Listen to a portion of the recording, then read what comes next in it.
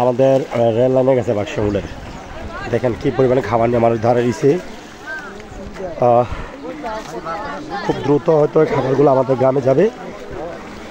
বন্যার্থ যে লোকজন আছে, আক্রান্ত লোকজন বা যারা বন্যা আটকে আছে তাদের জন্য খাবারগুলো নিয়ে যাবে খুব দ্রুত।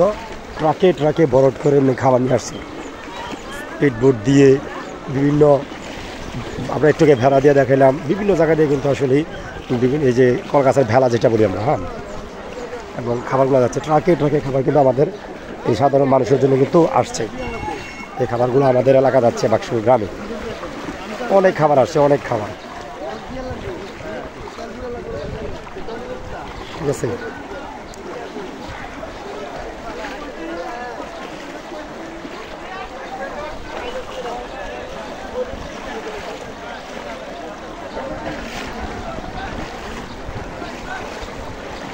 যে নৌকার ব্যবস্থা হয়েছে।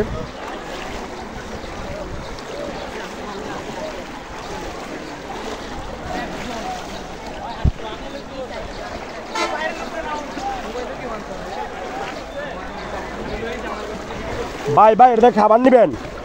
নেন ভাই নেন, একদম মধ্যপাড়া ঢুকে দেন, একদম একবারে মাঝখানে ঢুকে দেবেন, একদম ভেতরে। না না এই দিক দিয়ে ঢুকে দেবেন, এই দিক দিয়ে ঢুকে দেবেন।